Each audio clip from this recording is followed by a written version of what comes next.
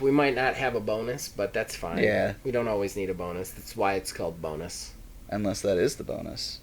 The bonus is saying is you're not the bonus. having a bonus. The opening could be the bonus, then not having the bonus too. We could just you're not getting a bonus. And or then we could lie to them and have the opening have us be you're not getting a bonus, but it's a real secret bonus if you stick around. Bonus. I don't know.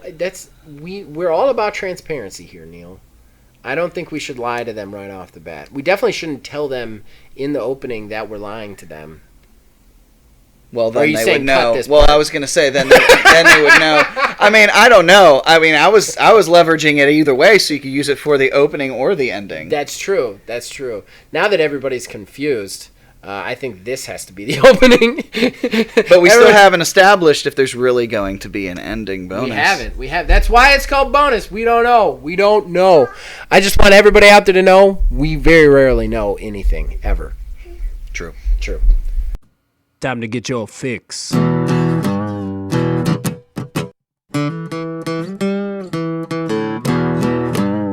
It's a horrible gaming podcast. It's not good, it's not great. Horrible gaming podcast. It's not even what you would call fair. It's really not that good.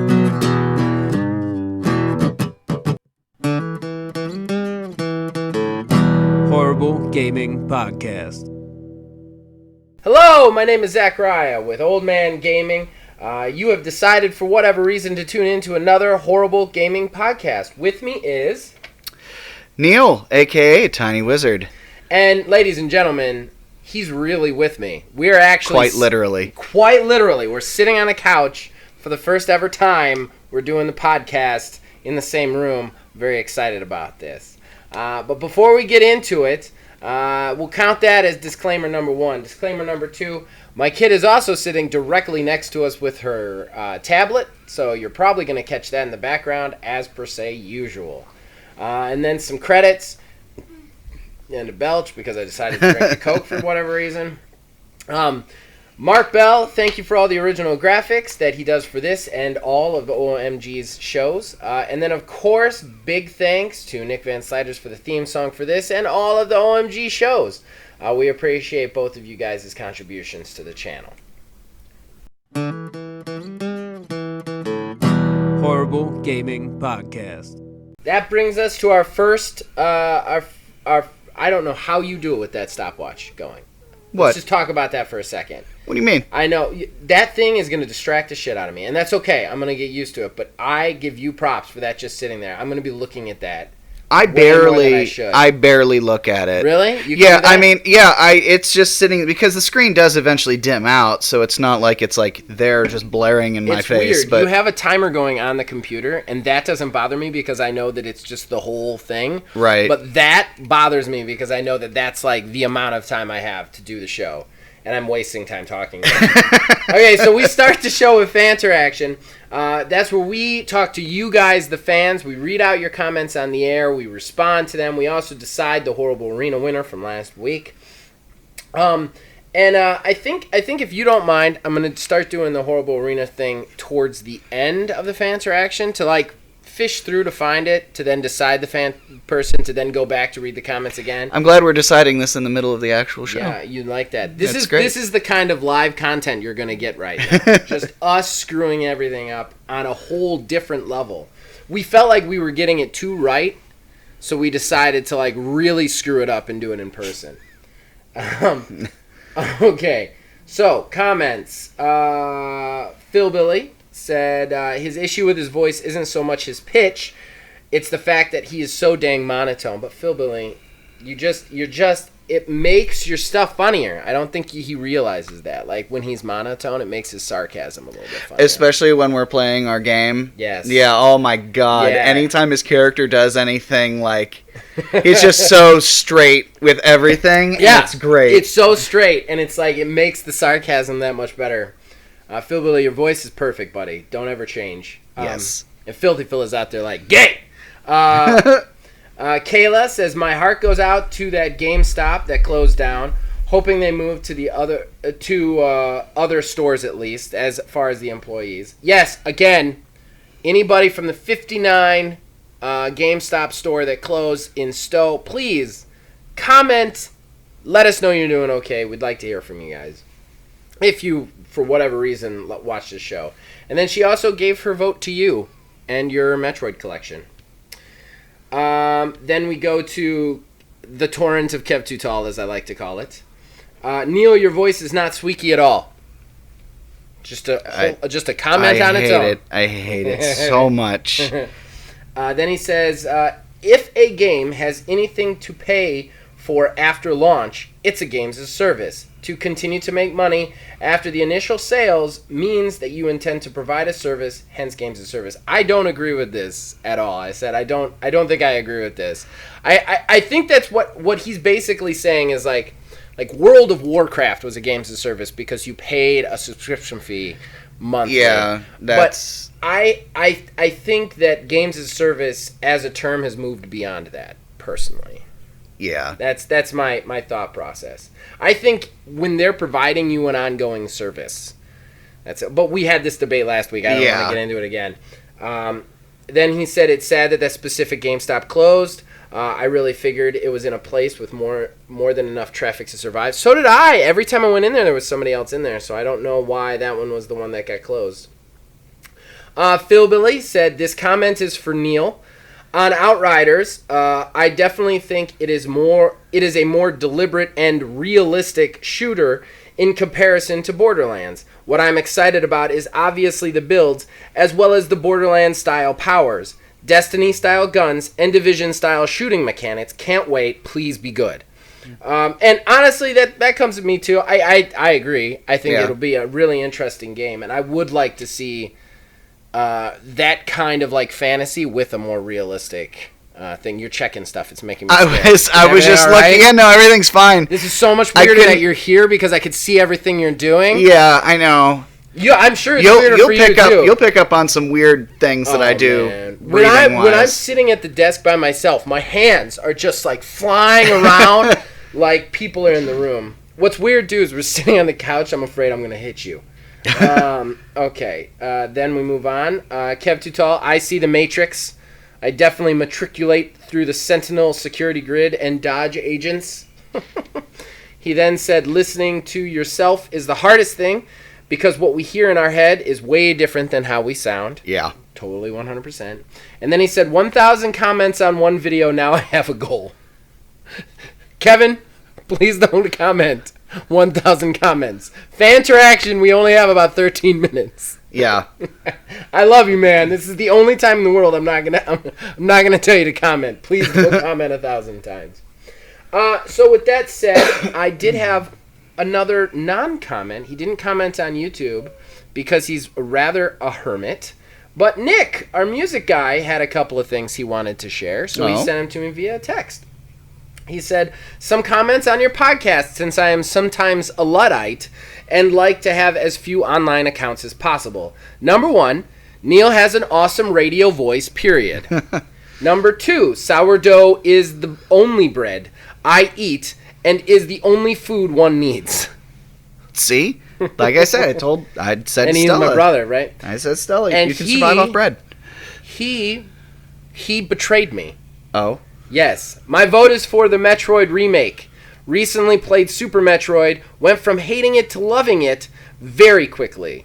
It would be amazing with a horror element, and you had me at Dead Space. Man, I loved Dead Space. Dead Space was good. Yes. I do think from now on we need to maybe pick developers that exist. There was not a rule before. I'm not taking anything away from your win whatsoever. I think from now on, just moving forward, what do you think? That sounds fine. That sounds fair? Okay, all right. But nonetheless, the crown goes to your head, Neil. You take the Metroid win, and that is 2 in a row, sir. Fantastic. Yeah, that's 2 in a row. All right, so we should probably ask a question this week. If you could stop paying only attention to my dog for 10 seconds. She just wants the love. She always wants the love. It's nonstop with her. She is... I actually put my arm down. I don't know if she's going to do it again, but she actually got her snout underneath. She is seriously like a date rapist of dogs. She will slowly, she'll let you pet her a little bit far away, and then she'll slowly get closer and closer and closer until her entire nose is, in your mouth. She's ridiculous. So, we should ask a question. You know what? Actually, I think the dog being here actually kind of gives me one right off the top. All right, hit us. Dog-based question for once. Dog-based question. I think your most favorite companion in any game. Oh, that's a good one. That's a good one, man. I got 6 of them right in my head, man. The dog in Fable 2. Oh God, I'm answering early. Did you name him Worf? Yorf. Borf. Because he'd always borf. I remember, Borfs. Man, play Fable 1 and just be like, where is my dog? I can't find anything. How did you ever find anything before the dog? Telling you. Okay. All right. So now that I've peaked the audio levels, I think that is it for fan interaction. I think we wrapped it up nicely. I do believe so. All right. Horrible Gaming Podcast. Okay, so for everybody out there who does not know already, I'm sure you know by now, but our schedule changed. So we have moved the podcast. It is now going to be coming out on YouTube on Wednesdays and in audio form on Tuesday mornings instead of the Thursday and Friday that it was last week.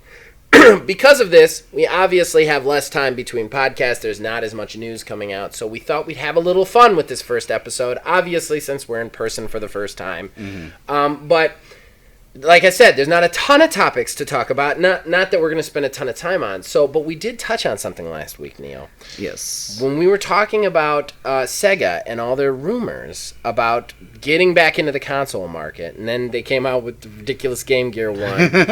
And I don't know that we're done with the Sega rumors, are we? Well, not necessarily. I mean, there was a little bit that came out about Sega making a cabinet, an arcade cabinet that used cloud computing, cloud gaming, which would be very interesting, I think. Oh, but, a cabinet in your house. Well, I don't know if it's necessarily consumer level, but heck, you could get it for your house. Yeah, I thought it was when you told me that, I thought you meant a digital collection thing. No, an actual physical arcade cabinet that was cloud-based. That's interesting. That would be cool to have. That does segue right into the conversation we're going to have too. So the conversation we're going to have, that would be interesting. I would totally consider getting that. Honestly. Absolutely. If it was the amount of expense that you can get those arcade cabinets now, those ones at Walmart, those are too small though. Those are tiny. They're 3/4 size. But you think that they're only 150? If you could make a Sega one that's 150, I'm talking about the price, not the size. If you could make it 150 and I could just pick it up at Walmart, that'd be amazing. If you know what you're doing, you can actually build your own with a Raspberry Pi. I'm going to assume that Raspberry Pi is some sort of tech term, and not my brain immediately a literal went to Raspberry Pi, sticking a joystick in the middle of Raspberry Pi. It's like a little mini computer. People use them for emulation now. But yeah, you can build a cabinet out with a Raspberry Pi, which is very interesting. That's sweet. Mm-hmm. That's sweet. If I ever get a bigger house, man, that's going to be it. Okay, so the conversation, to move into that, we touched on this because we thought, because some of the rumors is Sega going to make another console. Mm-hmm. So what I'm thinking, and we discussed, how would you even make a console successful in the market right now? Because you've got PC, bless you. You got PC kind of doing the both thing, but they're the high-end, expensive kind of moddable thing. You've got Xbox and PlayStation doing their things, which are very premium quality console things. And then you've got the, family-oriented but also portable port type thing with the Switch. So, how would you make a console? And I thought we could just discuss, what we would think. How would we make a successful console? How would you make a successful console in 2020? Honestly, I think it all comes down to the software. Okay. At the end of the day, you can make a console all day, every day, just like Atari's making the VCS. You can just throw it out there. But if you don't have games to support that console. You don't have major developers jumping on board. I mean, the only reason Google Stadia was somewhat possibly viable was because they had AAA money. Yeah, AAA developers jumping on board for these games. Mm-hmm. If you just come out with a bunch of your own IPs and like throw a Sonic game on there, whatever. Right. But like as you alluded to before, it's pretty much been picked clean in regards to Sega. Right. So they don't have much that they really own themselves anymore. Right. They've all cordoned out. Right. So I think it honestly starts first and foremost with software. Okay. I mean, that's my take on it too.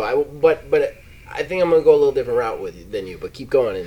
Yeah. Outside of that, though, I think the hardware has to be something that's at least comparable, and you'd have to come in at a lower price than the other consoles out there. Well, because and that's the trick right now, right? Yeah, you have to give people a reason to swap over to your console. Right. You can't just have, hey, we're doing this thing that I just got a text message and it was really weird.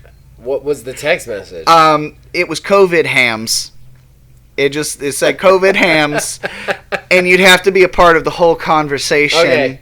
All right. To know inside baseball. What that even was. All right. Okay. But it has distracted. Yes. Much like the stopwatch that I've just been staring at the whole time talking. But yeah, you would have to give people a reason to jump over to that console. Okay. Your first console can't be the one that you stake, your entire claim on. That first console is you working your way in, just like Microsoft did with the Xbox. It wasn't perfect. They knew that. No. Sony already had their chokehold with the PlayStation 2, right. And Nintendo had the GameCube at that point, which was it was okay. Out, really, yeah. But at the same time, it's like, they had these things, they were established. Microsoft is like, hey, here's our play, we're going to try it. They got their foothold and then came with the fury with the Xbox 360. They did. And Xbox 360 was like a perfect storm of everything that you need to do right at the same time to get in, because they were just up against a Goliath, and like they did everything right with the 360. Yeah. Like there was not a wrong move with the 360 out the gate. I'm not saying that means they won. I know everybody thinks I'm just an Xbox guy out there. No, I mean PlayStation 2 did the same thing. They came out with a console. The PlayStation console is far and away changed gaming on a whole, and then PlayStation 2 is just dominated everything. Everything was different after the PlayStation 2, I remember. I still have my PlayStation 2 downstairs. It still works. I still use it to play PlayStation 2 games. Yeah, I have mine at the house too. I love it. I still go down there and play. I have this NHL game that I played it so much that it ran out of draft spots. Yeah, you had mentioned that before. When you can break procedural generation. Oh, it's been great. It's like, nope, we don't have any more colleges. Like the apocalypse happened in NHL. Okay, so I'm with you. I think it's software, especially right now, because I think hardware is actually okay. So here's my idea. I think hardware is actually reaching a critical mass, where it's actually making gaming less appealing. And I know that sounds crazy. Everybody's crazy about the ray tracing and everything, but also this stuff is breaking TVs. I have to buy a new TV. Everybody has heard me rant about this. Probably Neil's heard me more than anyone. I rant to Neil on a regular basis about this. But now I have to buy a whole new TV. I can't even just buy a 4K TV. I have to buy a special refresh rate TV just to get this thing going. And that's something that bothers me. I think that the technology is getting to a point where you're moving to this point where it's just like buy a PC or just like. So here's what I would do. I think it is about software. So how do you present something to the people that they're not getting on the other consoles? And what I would do is you need a company with some money. You can't. I don't think you can compete on a hardware level with the big guys. I just don't think you can. No, not at this point. No, I don't think so. So what I think you do is you build a decent console on the level of like a Switch, and you go around and you just buy up the biggest, coolest independent studios that have been doing stuff, you make them first party, like independent guys, and you make almost like a retro box. Not an actual retro box, but a box that feels like an old school console. And that'll really... also, you make it that it works on all TVs, and it's just very accessible, and that's what I would do. I would get, like, the people who made Celeste. I would make them first party, give them a lot of money, stuff like that. Like, like the independents who made, like, very small games that just exploded. Give them money, make them first party to, like, a smaller system so they can work, like, bigger games, but they don't have to be the bigger Quad A or whatever that they're making now. They're just bigger games. You know what I mean? Get that medium space up, and I think people would really jump at it. Yeah, I mean, the TV thing... The TV issue that you're having is somewhat of a... It's a limited sort of thing because most people at this point have upgraded They to 4K. have not. You are the only person I know with a 4K TV. I know so many people with 4K TVs. The only person I know with a 4K TV, and you are the only person I know with a 4K TV that has the right refresh rate. Well, the refresh rate, it's like I had explained before, is like... It depends on what the games are being put out at. If you have a 60 hertz refresh on a TV, if you've got a game running at 60 frames a second, you're good because those meet. That's even worse because now you're dividing it. You have to research your game's refresh rate to figure out I can't just pop the game in and play. The whole point of console gaming is you don't have to worry about this shit. That's the reason I don't do PC, is I don't have to be like, I gotta install another MAU Portman into the double Swiffer spot. Like, that's the problem I have with PC. That initial cost, but then you've got to keep upgrading it and figuring out what you need. You have to read the specs on everything. I love the Xbox One because I just buy a game that says Xbox One, I put it in the Xbox One, and it plays the game on the Xbox One. I don't like, and my TV works, everything works for it. I don't like the idea that, like, now, like, with what you're saying, now I would have to be like, okay, does this game do 120? That's annoying. To the common person, that's annoying. That was an issue, though, whenever the 360 and PS3 came out. It was Dead Rising had that issue because there were some people still had tube TVs. They hadn't upgraded to HD. I had a tube TV for a really long time. Whenever you tried to play that game, because it was optimized for HD TVs, you had this issue where you couldn't read any of the text on the screen. Right. So I mean, it's already been a thing. I mean, it really isn't as bad as you may think it is, but I don't understand how you think that them forcing us to buy an extra $300 TV on top of the $600 system is a good thing, or even just an okay thing. It's not necessarily, like, it's... How are we fighting more in person than I don't know. ever done online? Kevin's really excited. He's like, always do them in person. Well, here's what I'm thinking, like, in my thought process. Sure, the Series X can put out at 120 frames a second, but how many developers are actually going to leverage that 120 frames a second refresh rate? Okay, for the first year, nobody. I mean, you're going to have one or two, like Halo will be. Right. 100%. Well, but, like, probably. It will be. Probably. It will be. Halo's coming out this year. Halo Infinite's coming out this year. And it's going to be the maximum thing that they can show on the box at the time. I think that given the fact that it's not going to be, like, they've already said they're not going to have exclusives, I don't think they're going to have the game developed in such a way that it would have that much of an extreme between the two, because then that is true PC territory. I mean, that is, like, you would have to run it at potato mode, basically, on a classic Xbox One. I really think that's what we're looking at right now. I really do. I mean, you look at the games that, like, are optimized for Xbox One X. You have twice a download size because they're in 4K. Even though it's the same game, it comes in the same box. Like, that's what I'm talking about. That Halo is going to have the potential to use the entirety of the Series X. Yeah, it's going to run on what I got up there, but it's going to run like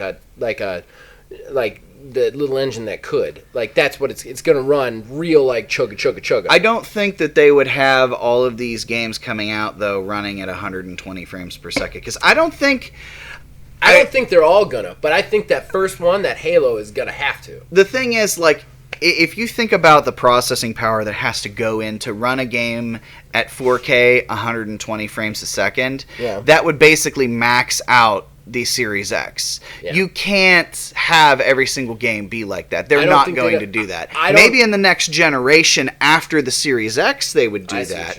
But you mean in the long haul? Because I still think in the beginning they've got, like, I think Halo is going to be like, they've got it. That's the flag. That's all the army men putting up the flag at the battle. Do you remember when this conversation was about Sega?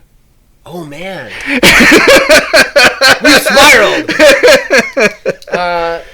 Still, you're right. We actually probably might even consider moving on. But I think you're right. I don't think they're all going to work at that. But I don't like the idea that I have to figure out what they're running at. I want to just put it in my box and it to run. That's the upside of console gaming. That's what it was in Sega with Nintendo. Like, that's what I want.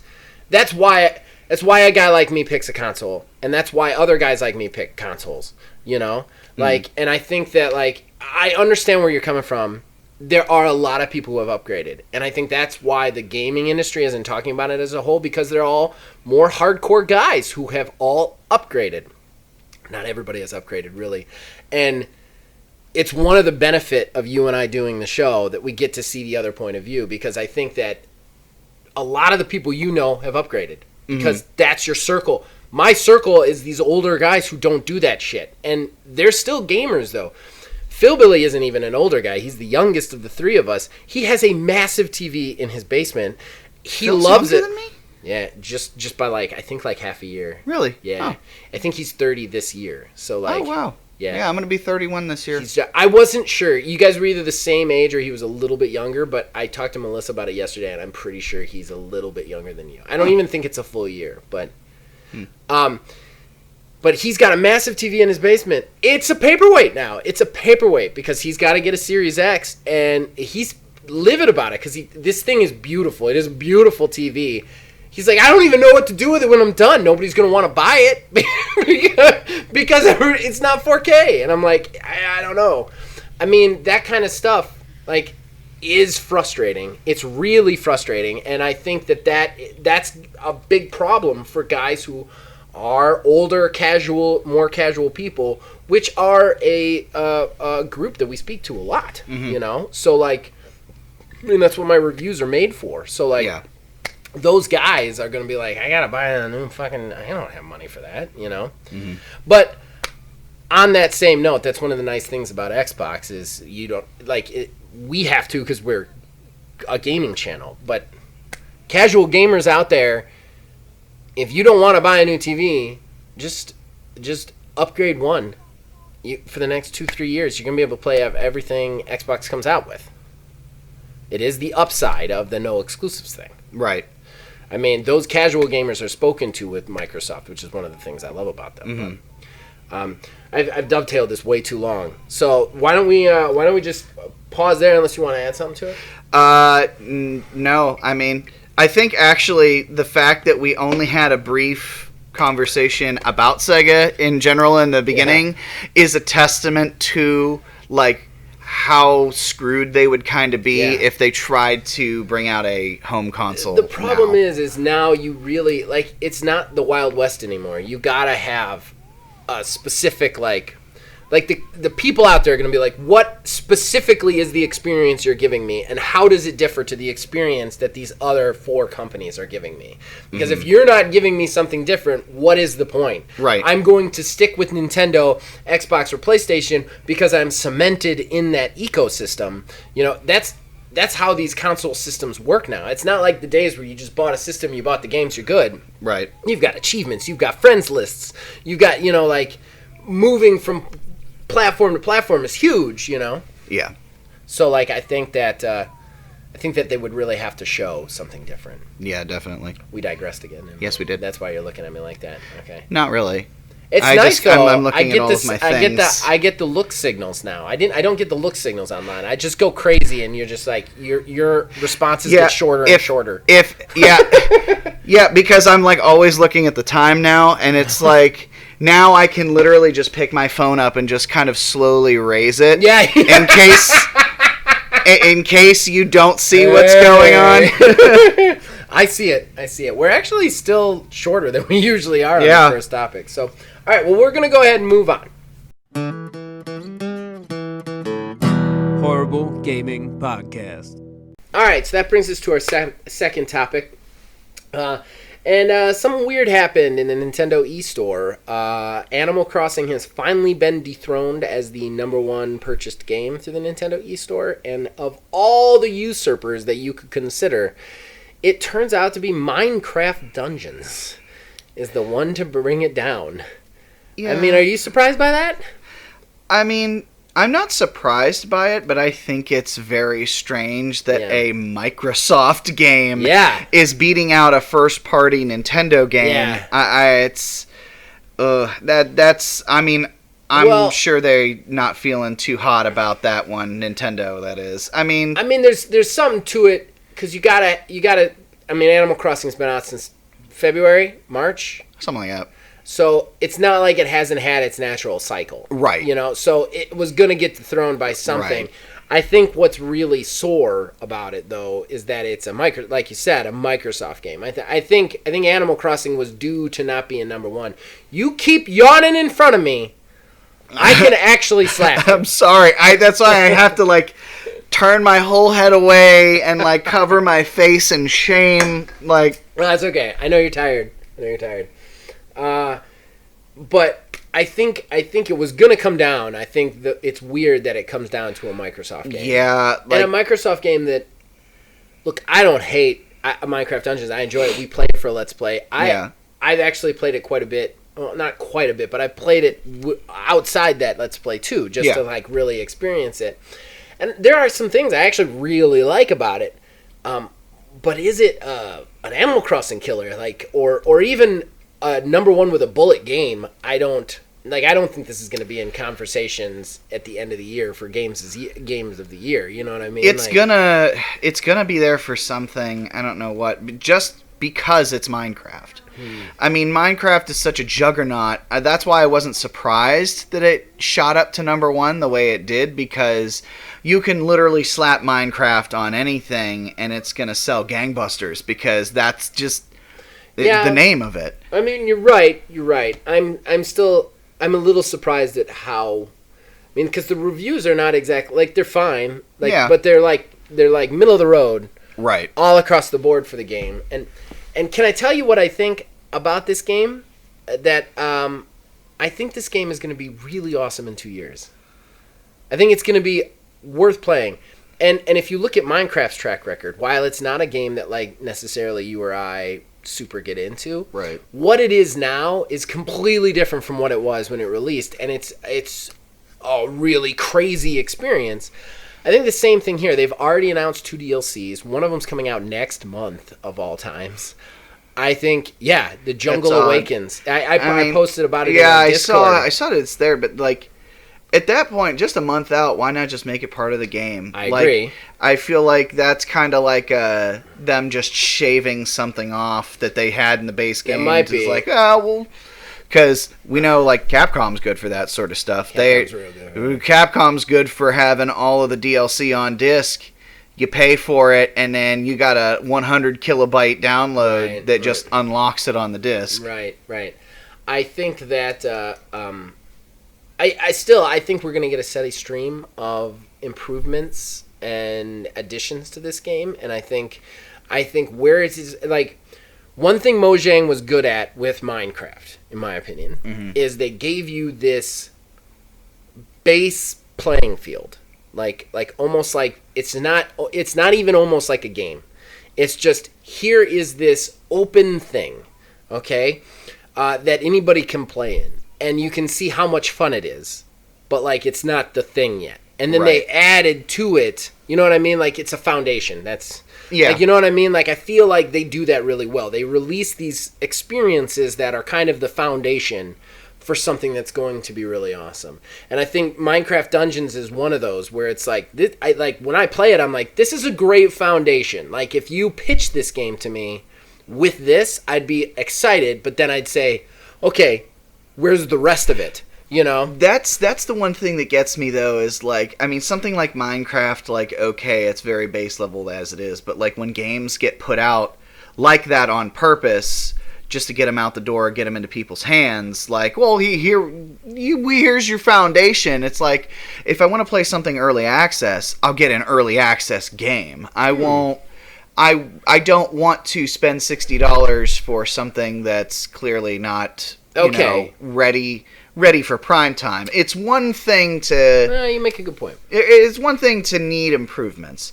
It's another thing to know that this game is unfinished and have more on slate outside of what could be considered a DLC. Okay. To throw it out to people just to buy up, to get them invested in the game. I think they don't get a pass, but I think that people probably don't consider that as much because of Games Pass, honestly. Like, that's until you just said it's a $60 game, I don't even think of it as a $60 game because I have Games Pass. So just day one, I play it. I hope it's not a $60 game in general. I don't know how much it costs. I don't think it is. I think it's $40, but even $40. I'm not exactly sure. I pay like $20-$25 for something like that, but even $40 is a steep ask for something like that. I haven't gotten to the end game yet. If the end game is at least interesting, I would pay $30. I don't even think about that because it's in Games Pass. I think they get get away with it. I mean, that's true. I mean, if you have Games Pass, then because I don't even think about it that way. I was like, oh, day one I get to play this. Like, that's one thing that's nice about Games Pass for the Microsoft stuff in general is it kind of gives them a pass on some stuff that's not probably as good. Right.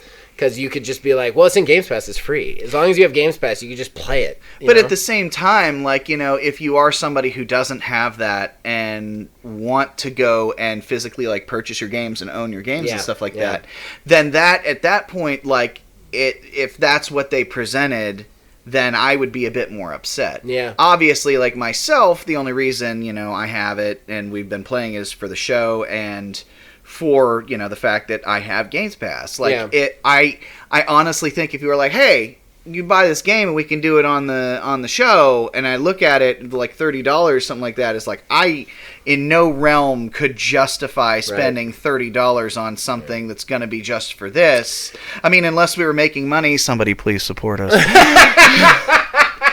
Yeah, I mean, I think.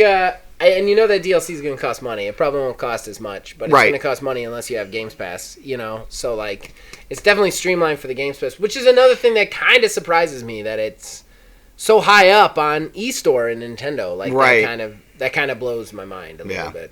And if you had talked to me about that a year ago, I would have been like, no, Microsoft is never going to have the number one spot on the Nintendo eStore. Yeah. But that's very interesting stuff. So... I don't know. I feel like we've covered this topic. Do you want to move on to odds and ends? I would say so. All right. Okay. Horrible Gaming Podcast. All right. That brings us to our segment, our last segment before Horrible Arena, and that's odds and ends. We got to do it 3 weeks in a row. I'm excited about this. So, just because we're loquacious people, we don't always get to do a third topic. We kind of put anything that is noteworthy to speak of, but isn't going to take up a lot of time into this segment, just things that we've seen around gaming that we want to talk about and mention. So we got a couple odds and ends today. Neil, why don't you start us off, buddy? All right. So the Xbox app in beta currently for Windows 10 is getting mod support through the actual games launcher. Woo! So soon, across the board, you'll be able to officially put mods into Xbox games. Oh my god! On PC. So that's awesome. Yeah, that's really awesome. I can only imagine the sort of stuff that people are going to come up with. Can I tell you how much I wanted just mods in general to come to Xbox, like across the board, like the actual console? I think eventually we'll get there. The Skyrim has mods. Yeah, and that game. I've played an extra 100 hours into it because of those mods. Because it makes it so it's basically never ending content for your game, and it's not always all good, but still it's you want something new, you just go and you do something new, and I love mod support. We need more mod support for games. Yeah. If we had mod support for Borderlands 3, you wouldn't have... Like, I don't know why the companies don't do it, because it'll make their games last so much longer. We also have a playable build of Dead Island 2 from 2015 has leaked online through 4chan. Oh, God. Which is just bizarre to think about. Can we just let Dead Island die, please? I'm so sick of hearing about this game. We've been hearing about this game for what, like 14 years? It's been a while. And it's not even not that long ago somebody was like, oh, they're still working on it. I'm like, who is still working on it? Well, what I find interesting about the children of the people who started working on it, because... What I find very interesting, though, is there's a lot of video online of this, and I actually watched a little bit of the video. Aside from textures missing, because it is a build... Right. There's a lot of UI elements up and everything, and it actually looks okay. So I'm like really just like confused as to what the whole deal. I mean, I know they've had a lot of issue with publishers and whatnot. What do you need? While we're recording? 50% of this time we've been not on air, but you find a way to ask for things on air. I swear, you figured out when we're recording. Come say hi to everybody. Hi, everybody. You gotta say it louder. You're too far away. I need milk. All right, I'll get you some milk. Need milk. Need milk. Need milk.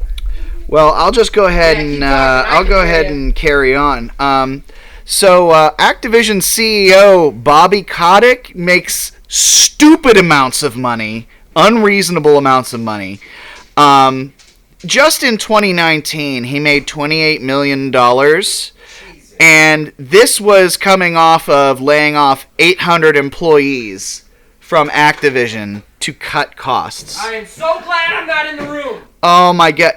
In the past 4 years, he's made $96.5 million, and he makes so much money that shareholders are actually upset with it. That they're like, hey, maybe we should kind of limit how much money this guy can make. You think? You freaking think? Jesus. Like, it's absolutely ridiculous. I mean, he's actually made a list of most overpaid CEOs, which is insane. Like, I mean, I get it, go ahead, make your money, make a good amount of money doing whatever, but this is insanity, especially the amount of money that he made off of the year that they laid off all of those people. It was something like I did some percentage of the workforce. I think it was like 10% or something like that of their entire workforce. That's what bothers me. I've said this before. For better or worse, we live in a capitalist society. That's the way our society has been designed. Is to work around money. It just is. And when you look at that as a society, you can kind of see how things work. But there is still a human decency element that has to come in. Like, I honestly don't mind that this guy has made $96 million. What I mind is that he's laid off 10% of his workforce. Like, why are you laying people off? It's the same thing with Randy Pitchford when he got all those bonuses, like something like a 6 point something million dollar bonus, and then told all of his employees they weren't gonna get their bonuses for Borderlands 3. Yeah. Like, that's what bothers me. Like, I get it. Make your money. That's the kind of society we're in. I'm not necessarily happy about it. I'm sure you're not. I'm sure most of the other people aren't. But this, it's been 100 years. We're stuck in this society. Make your money, but don't ruin other people when you got so much. You know what I mean? Like, if I was in that CEO, the first thing I do is, okay, well, give them some of my $96 million. Like, so frustrating. So frustrating. I'm sorry. Oh no, you're all right. So we've all heard at this point that both EA and CD Projekt Red have delayed their digital events due to everything going on in the world. Not too long, though. I think EA was just like a week. Yeah, EA's been bumped back a week. CD Projekt Red, they didn't give a date. Sure. I'm not quite sure. I don't know. I didn't think they gave a date. The EA bumped it back to the 18th, like it was the 11th, and then they bumped it back to the 18th. Grounded did the same thing. They were going to do their demo for Grounded on the 9th, and now it's back to the 16th. So. And then finally on my list of things, 343 apparently have another Halo game in development outside of Halo Infinite. All right. Halo Dungeons. There's a job listing for a senior producer on a game, quote, set in the Halo universe. What that could mean, I have absolutely no idea. Quick speculation. What do you want it to be? I honestly, I don't know what I'd want it to be. I think it's probably going to be Halo Wars 3. Oh, that makes sense. But because that was actually pretty successful. I would actually personally prefer it to be them working on the sequel for Halo Infinite. Because Halo 5 came out in, 2015, I believe it was.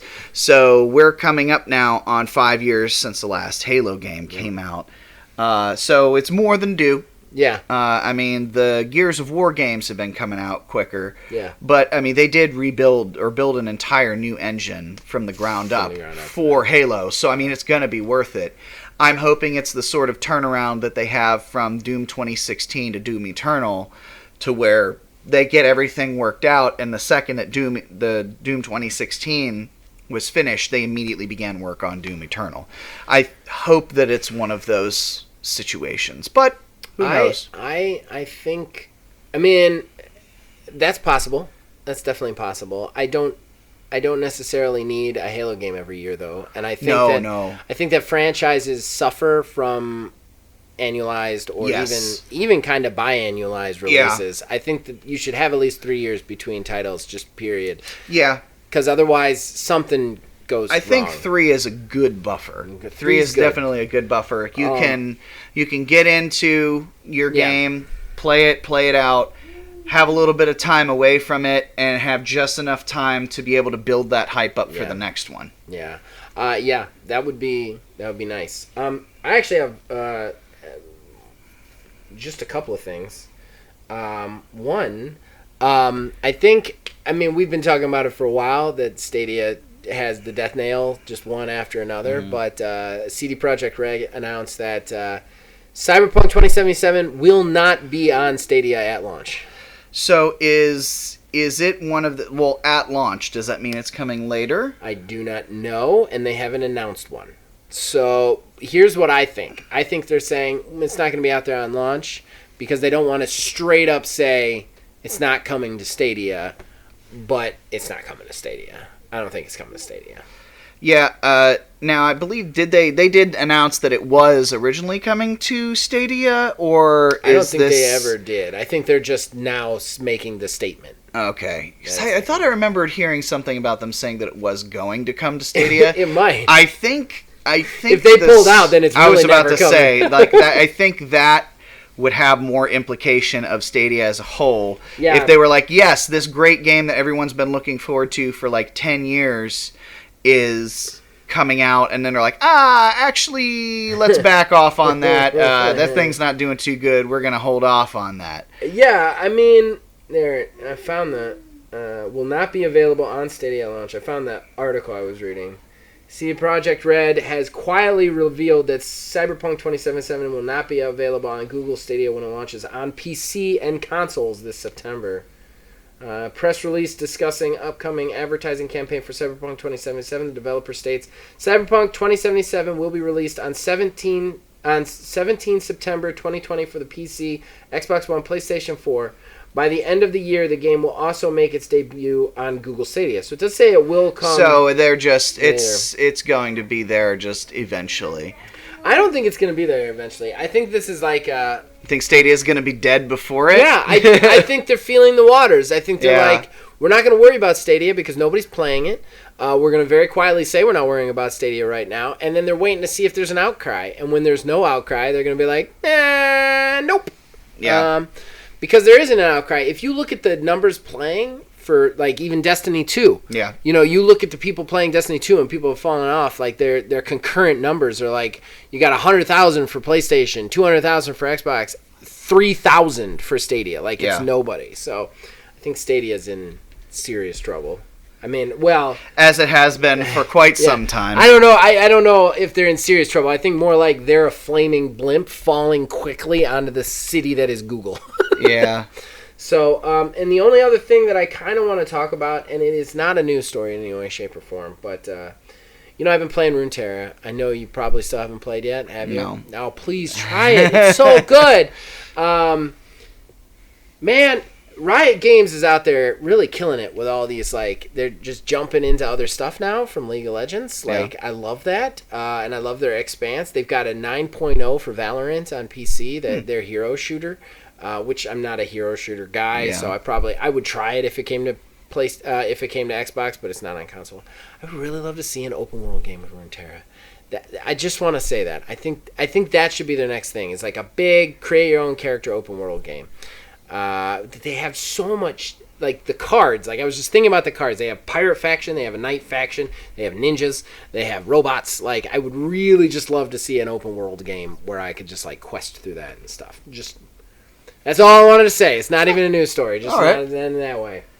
Okay, I think that covers odds and ends, right? All right, yeah. Pause. Horrible Gaming Podcast. All right, ladies and gentlemen, that brings us to the main event, the moment you've all been waiting for, the Horrible Arena. What that means for the people who have never listened to this show before, the co-hosts, myself and Neil, are going to pitch you a game based on predetermined criteria picked by one of the co-hosts. We take turns. Last week it was my turn to pick, and I picked digital collectible card game. Now we're going to pitch you that game. We're going to pitch you the developer and the title, and then you guys, the viewers and the listeners, can go out and decide which one of us wins. You can comment on YouTube, the Discord, all the places, and then we pick a winner next week. So what are you going to spend your hard-earned money on? The Quantum Studio Quantum coin has been tossed.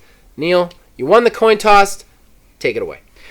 All right, so this is great watching you like physically restrict your body. I mute my mic. I straight up mute my mic when we're doing this because I don't want to interrupt you. This is going to be so hard for me to be in person. Okay, so mine is actually going to be done by Nintendo. And it is going to be a Mario Kart trading card game. The game would be played by just like, it would be like a race. You could play against as many people as you possibly wanted to. You could play against one other person. You could go all the way up to 8, 10, who cares? You fill your deck with cards that would be speed. They all would have speed on them, but it would be items, various different things. And when you would play your card, you can play your card, you'll get a distance amount with your speed, and that would give you points as to how far you're going. But these cards that you would play, you could play like a red shell on a friend that you're playing with. You play that red shell, it hits them, you get your speed increased, and it removes their speed distance, however you would quantify it. So you would go however long predetermined until the game would be finished, be it like the first to like 100 points or however you're distancing it. That's the part that I'm having a difficult time describing is the speed distance thing. But all of your cards would have your speed or distance on them, and you could use those cards to progress through the race, and whoever would get to a set point amount first would be the one who would win. And it would probably be like a best of 4 as like a circuit, and then from there you would find out, who wins the game overall. But yeah, Mario Kart as a card game, I'm having a terrible time articulating this for some reason. Because it's way better thought out in my head. But yeah, words suck, and it's going to be Mario Kart the trading card game. Did your shirt taste good? Oh man, that was awesome, dude. That was really awesome. That is a really cool card game that I would 100% play. Yeah, I think I would too. It's actually, I got the idea from a card game, like an actual card game, called Millie Bonnet. It's like a French racing game. And you pretty much do somewhat along those same lines. You play speed, which is like how you get your points. Yeah. And then when the deck runs out, you count up how many points you have, and then you play to a set amount. Yeah. So it's like 10,000 points or whatever. One of the card game ideas that I had, I was going to do a Mad Max one. That was going to be similar to that with like a speed thing. That's not what I'm pitching, but like, it's really great card. It was a really great idea, man. Like, I was biting it because I wanted to cheer. Like, that was absolutely exquisite. Surprised, honestly, that I came up with it. I thought I was screwed on this week. That, and I love card games that have a more than just one-on-one element. Yeah, that I think would be the most interesting part. Is like you can play with as many people as you almost wanted like a to. battle royale type thing. I think that'd be really fun, especially digitally. You could really do that. Oh crazy with it. Okay, so that brings us to my turn, correct? Yes. Okay. I mean, unless there's a third person here that I don't know about who is waiting to pitch theirs. All right. So, my game is Ad Ultimum. It is Latin for last resort or the ultimate. I can't remember which, but it sounded really cool, so that's why I went with it. My developer is Riot. Just because of the way this game works, the conversational manner, it is the most like Runeterra of all the card games out there. So what is this game? All right. So I really thought about digital card games on a whole and like how you would want to have something about that. Like the coolest thing about digital card games is when they do something that you can't do in actual cards. When like a card can level up or become another card, or it can create cards that you didn't have in your deck, stuff like that. So I thought I wanted to do something with that, but a little bit different. So in this game, you will initially pick a class. Okay, duelist, gladiator, knight, all old school medieval like warrior type classes, right? That class will give you some beginning stats and allow you to, and probably a beginning power. And then you'll be allowed to design the card yourself so that you can actually have kind of like an avatar card based on you, basically, or based on whatever you wanted. Then the deck itself will have moves in it. Each move will have a defensive and an offensive capability. When you get into the battle, you'll have a second deck, which is called the Press the Advantage deck. And these are like your traps and your boosts and stuff like that. What happens in this then is you draw your hand based on stats on your original card. And then you'll play like I would play one of my cards offensively. You would then get a chance to play a card defensively and then also play a card offensively. This goes back and forth until one of us says strike. When one of us says strike, the other person gets to play one more card either defensively or offensively. And then you compare each card that got played against each other. And then one of them takes all the damage. Like they both take damage. So basically it's like you're circling in a medieval arena. And then when you hit strike, you all do your moves. Parry, parry, parry, thrust, thrust, thrust, whatever. And then each take damage. If you come out on top, you get to draw one of the cards from your Press the Advantage deck, which could be equipment. It could be an equipment upgrade, like a better sword or a better piece of armor. It could be some sort of special trap. I also envision stance cards, which you could pick between that kind of difference, make something different towards the battle, and just that's what it is. It's just a one-on-one fighting game that's very conversational in nature, just a constant back and forth of the card playing. And the real trick to it will be deciding when do I say strike, and when does the other person say strike, and what does they have in their hands, because they could be waiting on that with that big card, and then they say strike, and you hit them with it, or maybe they're out and you say strike, and you're good to go. Stuff like that. So. That's my game, Ad Ultimum. And those are the pitches, ladies and gentlemen. You have Project Mario Kart versus Project Ad Ultimum. We want to hear from you guys what you would spend your hard-earned money on. Of course, next week is Neil's choice for what the home field advantage will be. And Neil, a tiny wizard, has chosen a puzzle game. Horrible Gaming Podcast. All right, so that brings us to Shameless Self-Promotion. Neil, you got anything to promote, baby? No, just still OMG Dungeons, and the last episode of the first season of Streets of Retro should be coming out here soon. Yes. I want to promote for Neil that he and his wife also joined us on Prelude to Divorce. Too. That was the thing that happened. Again, the first episode is out as of yesterday when we were recording this, but as of Sunday. You did the thing that I did. I did the thing that you do.